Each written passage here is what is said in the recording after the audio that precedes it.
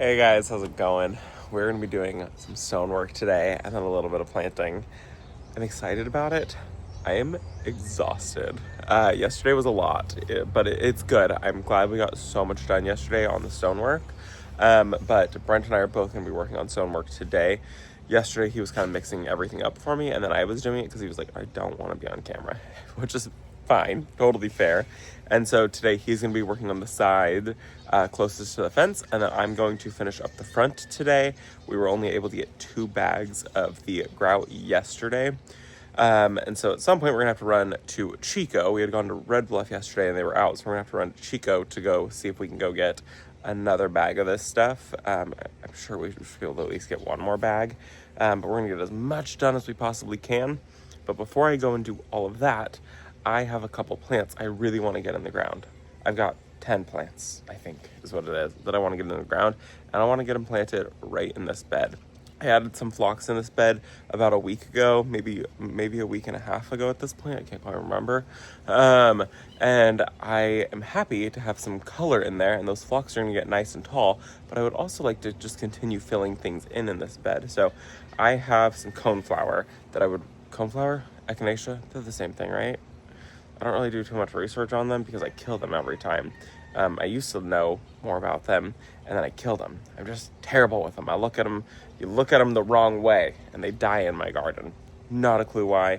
I've given them so much sun. I've given them less sun. I've given them enough water. I've given them less water. They're not very happy here. So I got a whole bunch of them up there, and I'm gonna really just everyone say a little prayer for these guys because I would really love if they just lived in my garden and were beautiful. They're a gorgeous, gorgeous flower. I love them so much. They just don't always do well. Let's go up front and I'll show you guys the ones that I'm going to get planted. So I have 10 of these Everything's Rosy Echinacea little coneflowers. They're so pretty. I love this color in the garden. These are double coated is what they're called. That's the variety of them. And they're starting out this green color, and then the petals are a little bit blush. I think once I get them out of their can, they'll be much happier, and then they'll probably color up to this color. I don't know if maybe the first blooms are like this, and then they start changing to their pink color. I'm not even mad at that. Even if they stayed this dusty color, they're much more dusty in person. So even if they ended up just being that color, I don't think I'd be mad at that. I do think it's really pretty, especially up against the black fence. And I'm really excited because these cans are so much smaller than those cans. So, you can see. Oh, I'm so happy they're small, not huge. So these guys are going to be about 24 inches tall, and then they're going to be about 20 to 24 inches wide. So pretty good size in the garden. I'm going to plant them nice and close because I want these to be a really, really big drift of them. They're hardy in zones 4 through 8. That also might be part of my problem is I'm in a zone 9, California. They do want full sun, and then it says that they're going to bloom midsummer to early fall. And so on here, it also says grow in a sunny and hot location with well-drained soil, tolerates light shade, but best performance is in full sun, drought tolerant once established. We'll see how that works here. I've got hot, dry sun. I've got very hot. I've got very dry. I do own both of those things. And I've seen these guys struggle in hot and dry. So maybe hot and dry is not my area because we'll hit 115. We were actually looking at the weather, and a week ago today we were 116 degrees, and so I'm very happy we're only 92 today. Very, very happy about that. 116 is very unpleasant, and I don't think anything is happy at 116. Anyways, let's go ahead and place these guys, and then we'll get them all planted, but we'll just kind of play with a little bit of a layout. Where they're going is going to be morning shade, and then from usually about noon to the very end of the day, probably about 1 o'clock actually, from the very end of the day, is full sun, cooking sun. So it's the hottest sun that we got. These should supposedly be happy.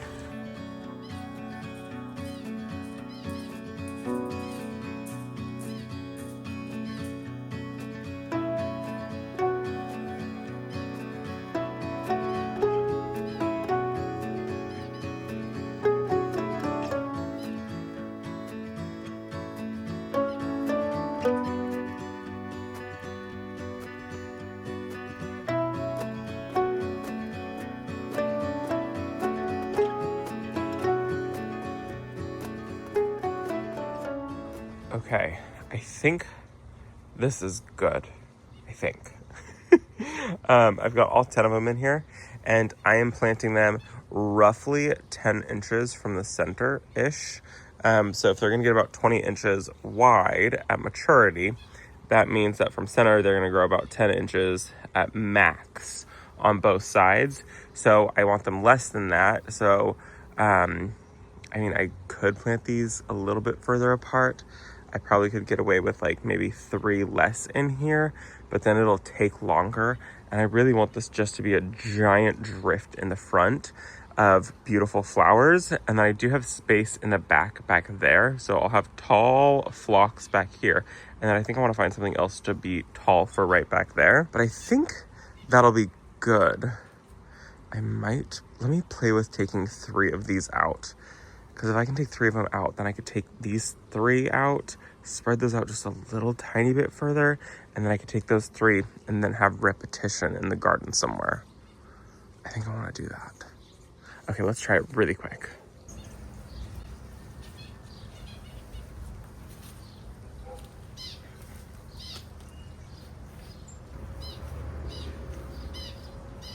Okay, so I'm thinking we'll leave it like this.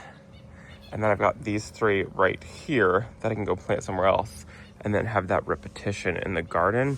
I would really like to have like 1 more right back there. But I don't want to break up the 3. I would like to do a trio somewhere else. So we'll leave it like this. And at the end of the day, it's just gardening, right?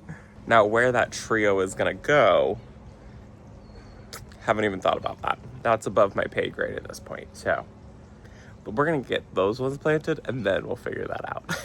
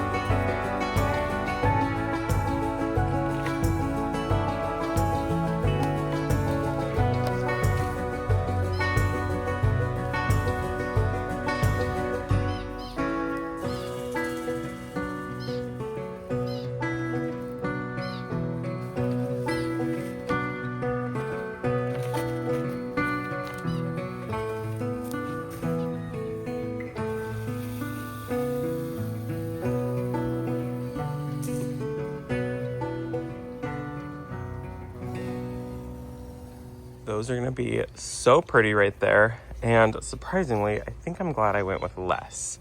So the soil that's in here is so incredibly dry because of this tree that we have Very water hungry tree. She loves a good drink. I have irrigation in there. I have a brown tubing in there. But I'm going to go through and I am going to pop emitters to each and every single one of these plants that are here. That soil was bone dry and I did run into roots, so I didn't dig very deep. So I did have to knock off a bunch of the soil. So hopefully these guys do pretty well. One of them was not rooted in at all. I literally could just pull the plug out of the soil. So that one we'll keep an eye on. Bummer, it is the one that's right there. I feel like I should have like flip-flopped the two, should have put it further back, but you live, you learn. It'll be fine at the end of the day. Anyways, I think those are going to be really pretty. I can't wait to see them turn pink. And then I have all this room back here, and I would like to find something tall that can handle just a little tiny bit of sun. The issue is that it's the afternoon sun, so that's the rough part. The afternoon sun is the worst sun, so we'll see what we can find. Yeah. Anyways, I've got 3 more of these guys to plant. Let's go find a home for these. And really quickly, I did not fertilize. Coneflowers, echinacea, they do really good with, supposedly, this is what I'm reading. I don't know, don't take it from me. Take it with a grain of salt. They do best if you don't fertilize them. They can handle a little bit of fertilizer, but they really don't need anything. So no fertilizer or less fertilizer. They're more drought tolerant once they're established. These are not established, so they do need water. And then more sun, the better. Like I said, we'll see what happens. I'll keep you updated. Let's find a home for the other 3. So yesterday I pulled out a couple dahlias I pulled out one big dahlia right there. And I'm thinking that I should plant it, or the trio, right there. I think that would be perfect. Super easy little spot. That's gonna get so much sun. This section gets morning to afternoon sun. I'm probably going to have to pop up an umbrella for these guys just for a couple days, just to let them kind of acclimate. These plants all did come from Michigan, and then they have been sitting in a more shaded area.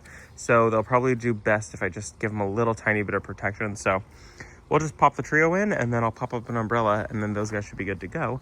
And then I can start working on the stonework with Brent.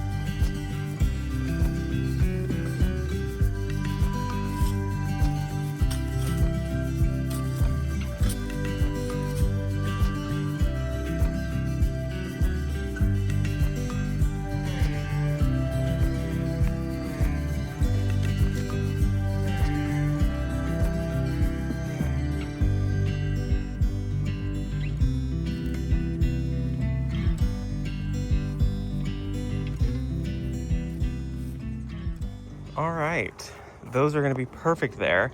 And then they'll tie into the bed up there, which will be really nice. So that way we've got some repetition in the garden. That's what I want, repetition, cottagey, beautifulness, perfect for the garden. I will end up having a bunch of space down below. So I am at some point gonna need to find some ground cover. I still need to mulch this bed. Obviously it hasn't been mulched. And so we'll go in and we'll mulch it, and then maybe this fall or something like that, I'll start working on ground cover, things like that.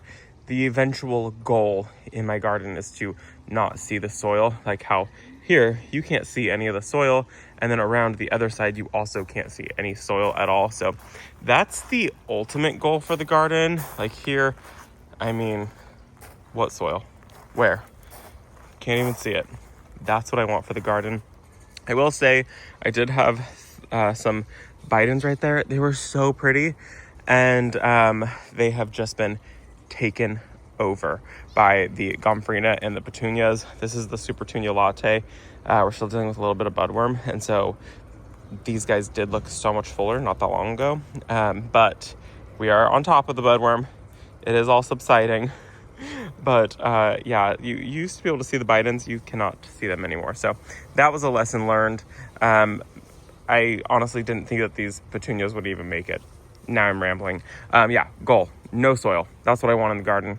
I want you to not even see it, not even think about soil, not even think about mulching. But I do love this. I think that that is going to be so much better than the dahlia that was right there. So now it's time for me to start helping Brent with the stonework. I want to get the front done today. He's going to get the other side done today.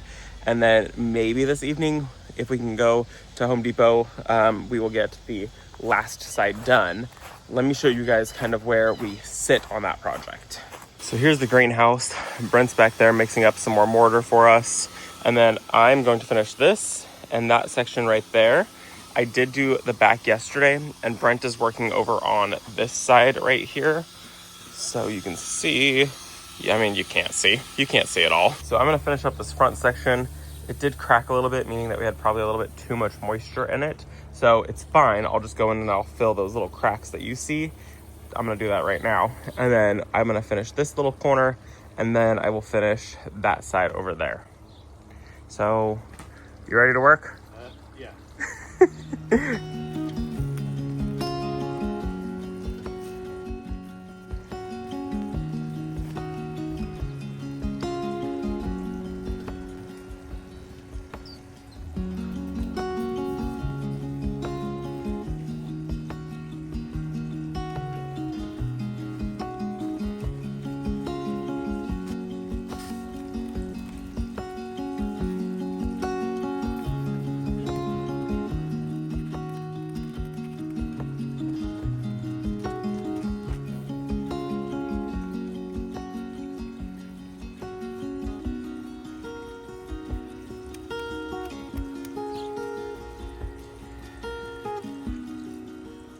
Okay, I think we're done for the morning.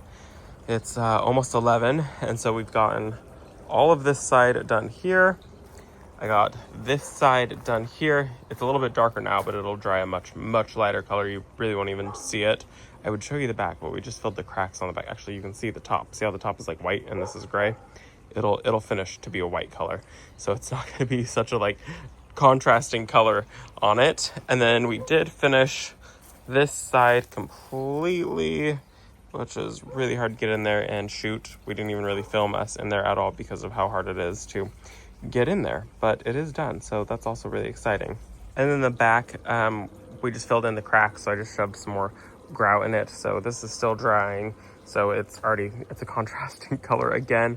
You can actually see it down here where there really weren't any cracks. So we didn't have to do much to that section, and see how it all just kind of like blends. I mean, I think we filled in right about here, but we didn't have to fill in any of that area. So it looks really, really good. I'm very, very pleased with it. So I'll see you all this evening when we finish the side of it. And then that means that the grout is all done, totally complete. And then hopefully we have some cool days and we can start building the greenhouse. I'm gonna tell you right now, I'm actually really not excited to have to build it. It is a little bit intimidating. I'm a bit nervous about it. I know it'll be fine. We're not fast moving here. And I know some of you are getting very, very anxious about seeing the greenhouse built. And I'm very sorry. We're gonna be very slow going here. And so the greenhouse is probably gonna take minimum 1 week to get built. I wanna do it right, I wanna do it slow.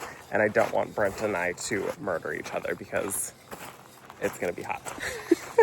If you saw yesterday's video, I told you I had a new toy coming and it showed up and I am so excited. So I just bought this little electric, it's called Work Pro. It's like an electric hedge trimmer and it comes with 2 different blades on it. So it's got this first one here and then it also has a longer one right here. And so I already just tried it out. It's really, really cool. So it's got a little safety button on it. You push that in and then you push the button and it so you can't just push the button and it work. And then if you want to change out the blades, you just push these on the sides, pops off, you put the new blade on, and it just charges with a USB-C, which is my phone charger. So super easy to charge this thing. Well, let me show you how good this thing is. I am in love. So I've got this Eugenia topiary right here and she's a bit woolly and she needs to be cleaned up. So look at this. Are you kidding me? This is so easy. So easy. This will be amazing for anybody who is older or anybody who has a disability, or literally, I mean, honestly, just anybody in general. This is so incredibly time saving. Very, very impressed with this purchase.